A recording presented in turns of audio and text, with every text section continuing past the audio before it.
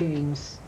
God, wonderful seeing you. I haven't seen you in so long. But I must tell you, Joni James, when I use the word Joni James, pure voice, like a violin. Sweet. That voice, like a violin. That's what people think of when they hear Joni James. Started in Chicago, Illinois. Sang at Mass every 8:30 every morning. Really? Sister Tarcissus. If it sounds like an angel voice, it's because she taught me that. Uh-huh. Kyrie eleison. Oh, that's where that pure voice comes That's from. where it comes. And then the other side is at night, when I went on dates, I went to hear Dinah Washington and all the great jazz ladies. Sarah Vaughan, my big hero. And it's a funny cross, a choir girl with a jazz. Chicago. Great singers coming from Chicago. Yes. Joni, the middle of America. Middle I like that. I like that. That's the real. I like that. Tell me about Joni. Joni's name is not your real name. Giovanna. It's Giovanna. Giovanna Carmella Babbo mi chiama. Ah, Italiana. Italiane, abruzzese e calabrese, mezze mezze. You speak Italian? Oh, sì, che lo parlo italiano. Uh-huh. Tell me... Tutta la famiglia a casa. Do you too, Sam? You're probably Italiana. Tell me about Babbo. How did that name? Babbo, my father's name. Yeah. Yes. Well, Babbo in Italian means my daddy. Right. That was my daddy's name. And he was from Abruzzo, Italia. Right. He came to Chicago, fell in love with my mother, who was a Chicagoan from a Calabrese Italian family who were immigrants. And it began the whole family dynasty, kind of. Oh, lots of, we have 6 in our family, and she had 9 in her family, and all these happy Italians that meet over festive occasions. And now we have 2nd and 3rd generations. It's quite beautiful. How many children in your family? How many? 6 in our family. 6. Brothers and sisters. I'm the eldest. But Joni James studied as a ballerina. Yes, I know. What happened to that? Joni James, I fell dancer, madly singer. in love with the pink lights, you know, at the park, which was right across from where we lived. Right. Bessemer Park in Chicago. And it was just after the war, and they wanted to do something to keep the kids occupied, and I was fortunate enough to have had the opportunity. Right. And there was that lovely, lovely dream fantasy world. I fell madly in love. Showbiz. I didn't think of it as showbiz. I thought of it as like my dream, you know, like books I read. I was always a book girl. You certainly were. I loved books. And now when I pick songs years later, I always pick the words. That's, you're noted for it. Lyrics. That's the lyrics. I love the lyrics. Because anyone hears Joni James's music, those lyrics. You're an actress with those lyrics. That's right. It's funny. I didn't know that at the time. I studied at school and always geared myself towards books and journalism. Right. I had a scholarship to DeKalb University, which I passed on in Northern Illinois, to go on with the ballet. I went on tour through the Canadian exhibitions, and that was kind of a big turning point in my life. And now I'm taking courses in Chicago to get my degree. I'm going towards a doctorate in humanities. It's going to take me time, but I'm going to You are studying again, huh? Well, I just picked up all these. I did here in Los Angeles at the colleges over television, video, cassettes, and wherever I go, I take my, I'm in Biology 101. Joni, let's get back. Sure. Song. Why Don't You Believe Me? That wasn't your first big hit, really. I mean, that was your big hit, but you did 2 songs before that. Who really discovered Joni James? Who really discovered? Lou Douglas. Lou Douglas, the arranger? Chicago orchestrator, music recording man, who heard me on a show with Johnny Ray. Right. Who was the big sensation of the moment, God bless him. And we were doing the broadcast, the 4 lads, Johnny Ray, myself, Dolores Hawkins, and Lou Douglas, when he was asked, what did he think of the girl on the show? They were asking about Dolores Hawkins, who was really beautiful, blonde lady. And I was just the kid there, you know, who's that? And he said, terrific, she's got a sound. She's got a sound. He always talked about a sound. A different sound at that time. This is in the 50s, Joni. Yeah. So they said, you like the girl? Yeah, that blonde. No, the little dark one, he said. They said, Joni, that one? He said, yeah, I want to take her in the studio. We're going to make a dub. That's the acetate test thing. And when they came and said, we're going to make a song with you, I said, well, you're not going to see me, and I don't know if I'm that good enough. Just hear it. And so they said, just a minute, come on. So they did this with Richard Marx Jr.'s father playing piano. And he played, and I think I sang, my baby don't care for shows, my baby don't care for clothes. Great. And then they said, do another one now for contrast. I did, let there be you, let there be me, let there be oysters under the sea.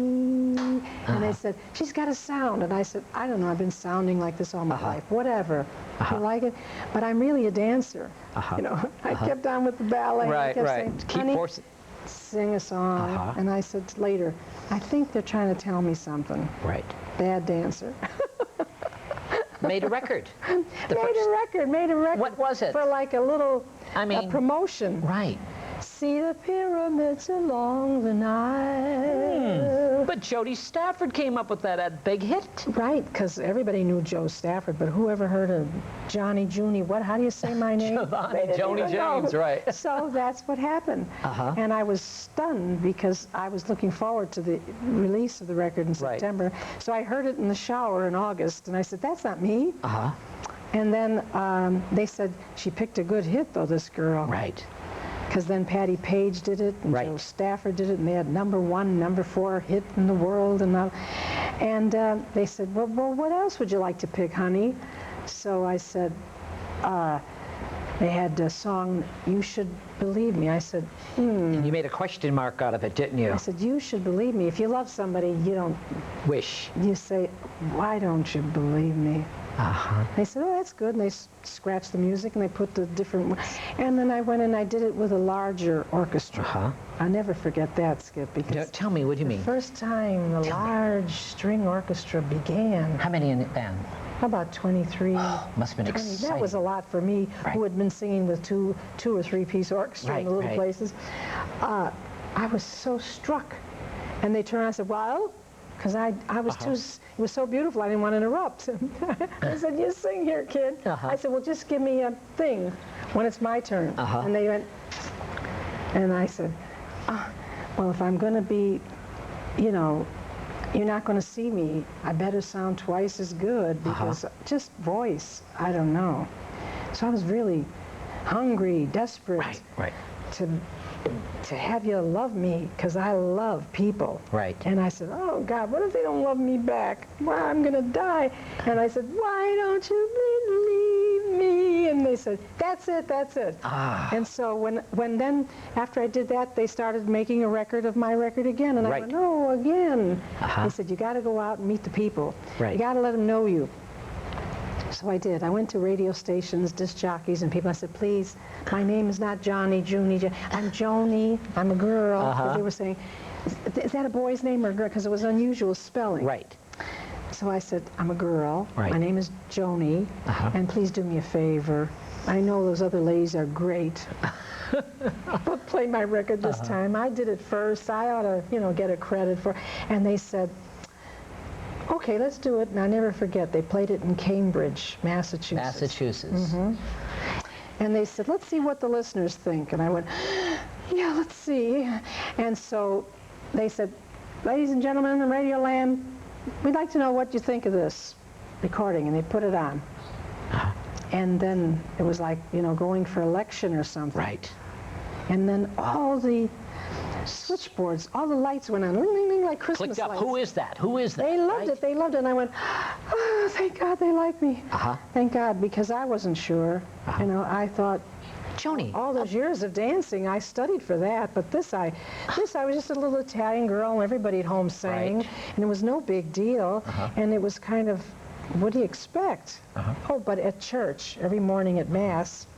And then every time there was scholarships, I'd be waiting for a dancing scholarship. I'd get one for singing. I'd say, oh, oh, that's nice, but you know, I was working to pay the lessons. Right.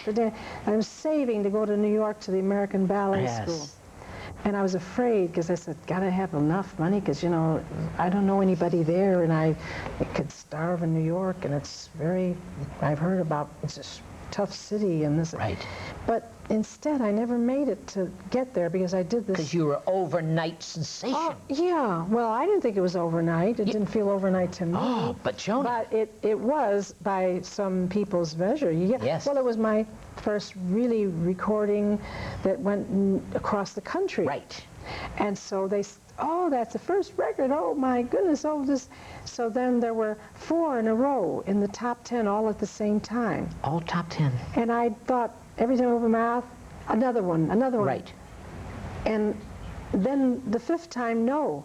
And I thought, now why don't they love me? Uh-huh. And that was odd. But then later, other ones were also successful. Right. But they would say, what do you attribute your style? And I wouldn't even know how to explain it. It was so natural. It was so part of me. It was just poured forth. Right.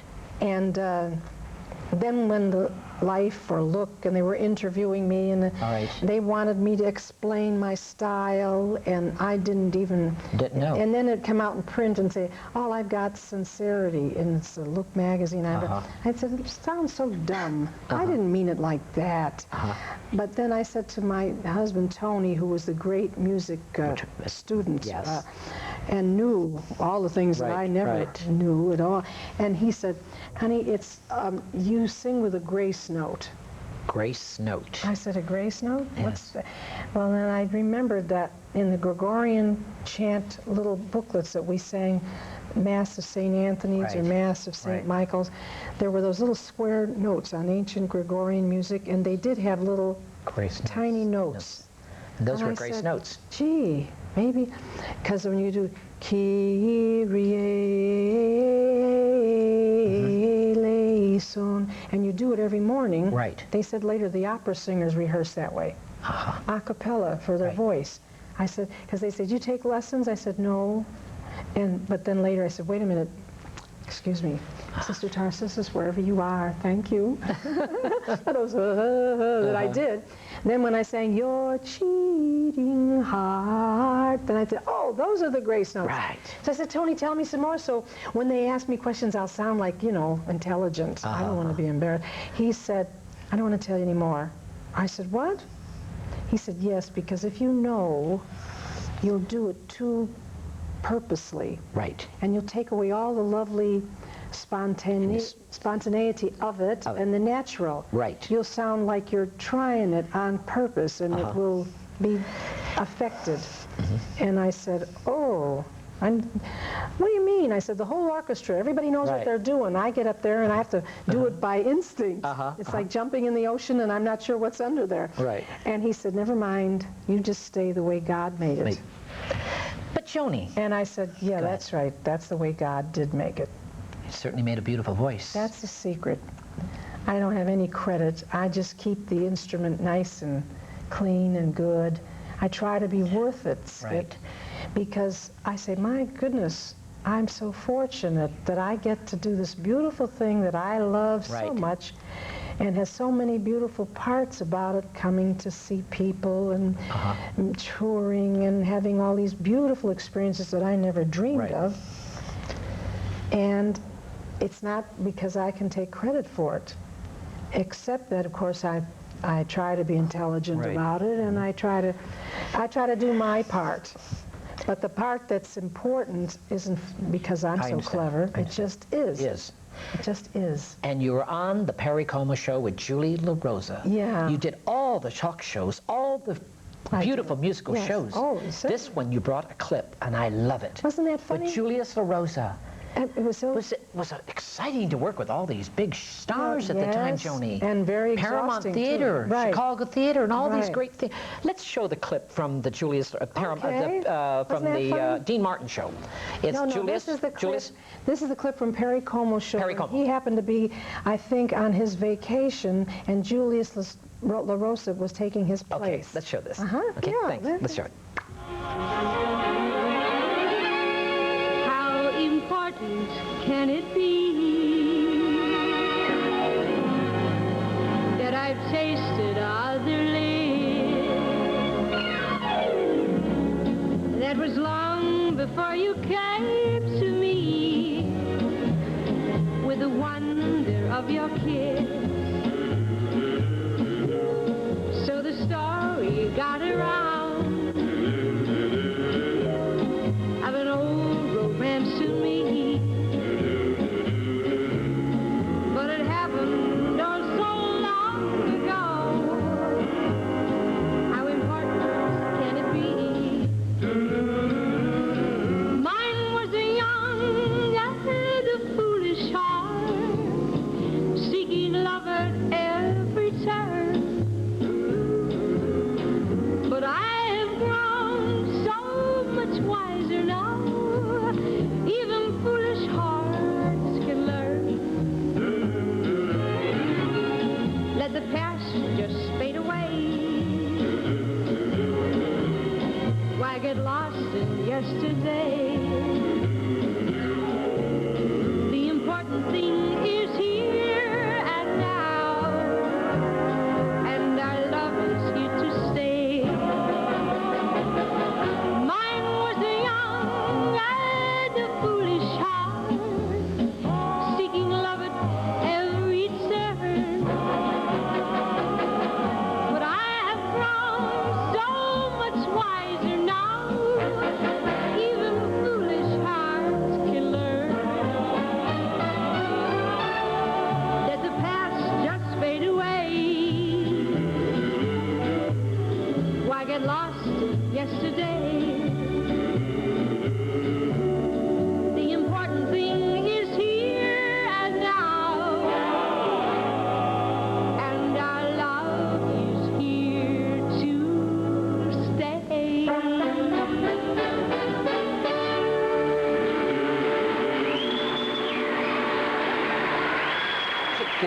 How does it feel watching yourself again today on TV, like going back? I mean, this is 1957, Joni. Come on. Isn't that something? Well, when I first saw this, I was kind of delighted. It was like seeing me back in high school or something. It was cute. What's the other side of Why Don't You Believe Me, that big hit of yours? What was the flip side of that? Purple Shades. That's, people never knew this. People love that. That's one of my, that's a great song. Purple shades at eventime remind me of our love. They love that. There were quarrels about which one should have really been the hit. Really? I was always having that trouble. When I would have a new issue, a new release, there was always comment who liked which side, and it's kind of like splitting the vote if you're in politics, you know. Right. Too many, if you're being, what do you call, nominated for two different parts for the Academy. It just causes you also try so hard to make what you call a B-side. Joni James, you also sang at the Academies. What year was that? The Academy Awards. I remember the year. At Pantages Theater. Yeah, I don't remember the year. I remember that, but I think 1960, 61. 61? You were great. I remember. I was just in Europe. Yes, I was in Europe at the time. And you worked Europe. You worked all over the world, entertaining our boys, Joni James. Right. I was their favorite seller in the PXs. Me and Korea. Me and Frank Sinatra. I said, well, I know how I got it, but I don't know how.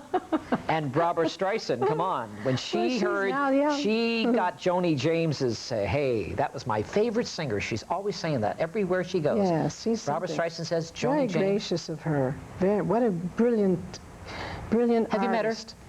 Just a couple of times, at a party.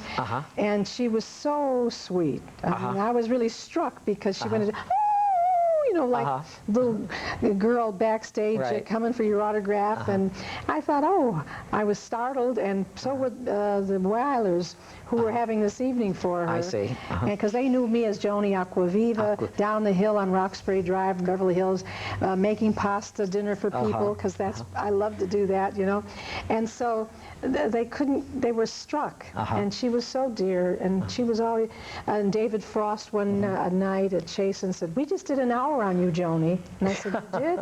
She said, yep, Barbara, all she talked about. I said, that's beautiful of her. I have to thank her. And I love to that's one of the nice things, you know, all the gold and platinum records and things. That's one thing. How many platinum records did you get? You got so many. About gold. 12 platinum and 24 gold. How many albums? Joni James. 40 LPs. 40 LPs. That's a lot of music. Oh, God, yes. A lot of music. Joni James. Yes. Tony Acquaviva. Yes. Lot to do with Joni James's career. Not Lou Douglas only, but no.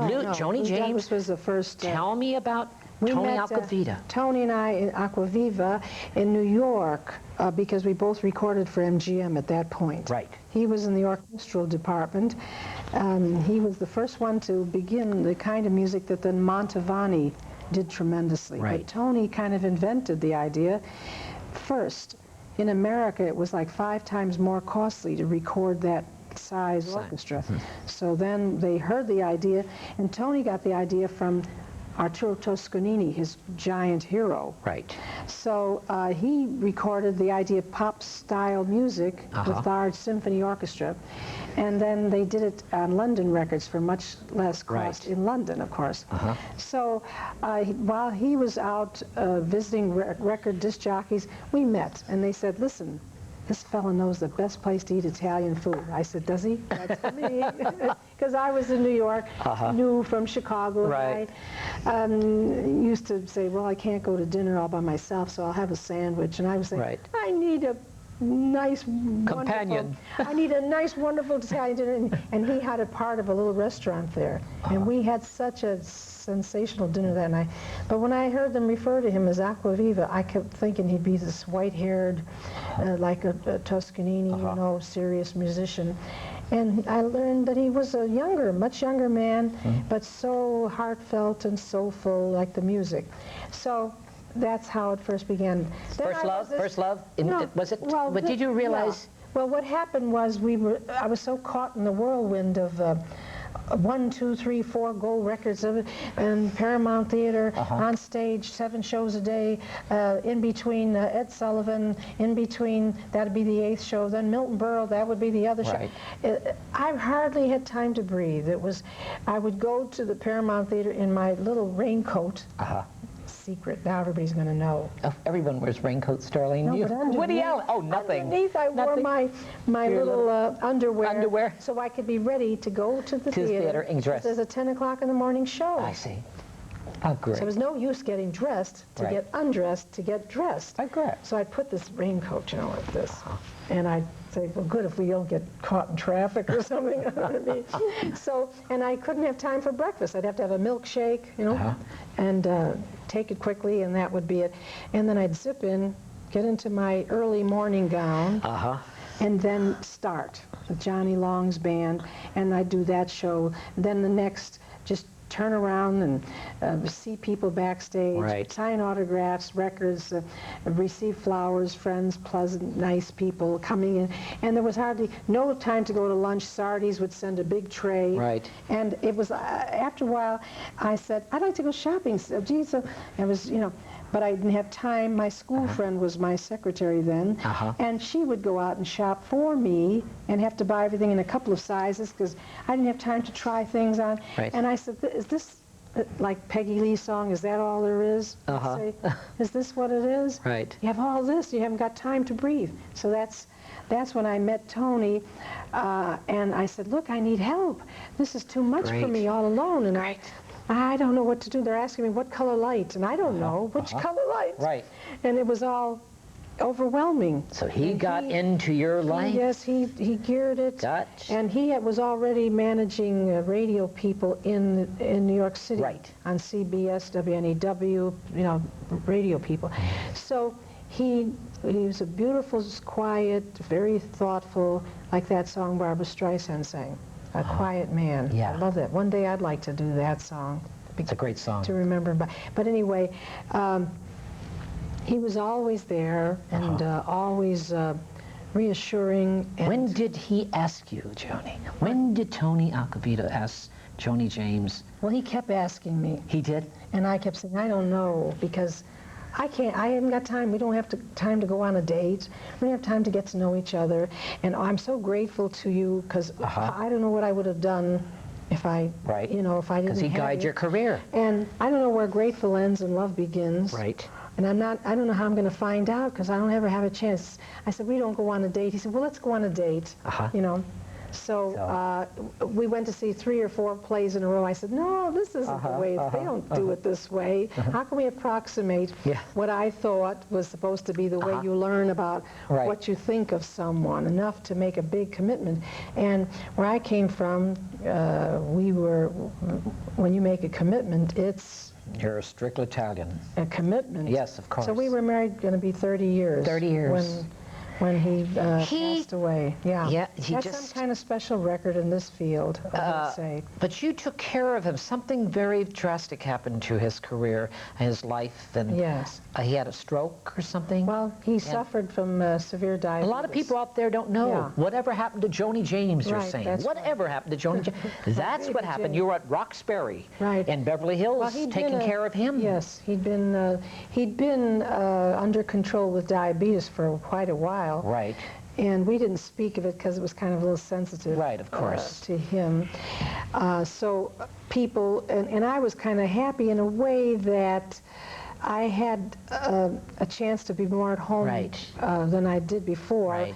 And so it was like, all right, he isn't feeling well, and that's too bad, but also it's nice that I get to play with the flowers in the garden and the children that I used to hate. You adopted 2 Italian children from Italy? Michelangelo you both of and Angela Mia. Yes, we did. Wonderful, Joni. Our great joy. And you took care of Tony for a long time. Yes. Well, we didn't expect it was going to be so long, and it began, but it went on, one after the other. How did Joni James felt not singing, not worrying, just concentrating on your husband, the one you really loved, and your children? Well, you know, living in Hollywood. I thought that they deserved my first attention. Right. I'm very old-fashioned. I know you are. And that is the way. Right. There's no question about that.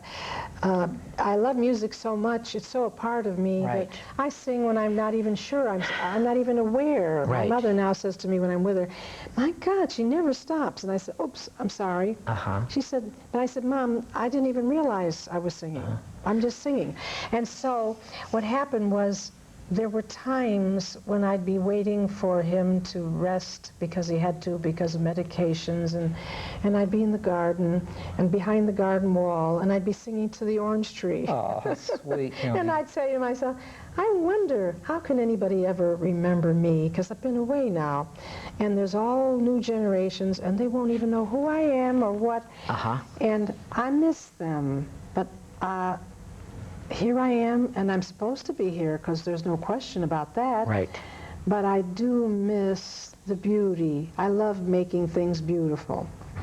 And I think of music and art and dancing and all the arts. And you're very it's something spiritual, that the world needs. And the world needs it. Oh, and I prayed a lot. And I prayed for him to be better. And he was a miracle. He came out of his illness in times that the doctors thought he never would. So I got to feeling like he was very special. And when they said, well, this is, I don't know, I said, you don't.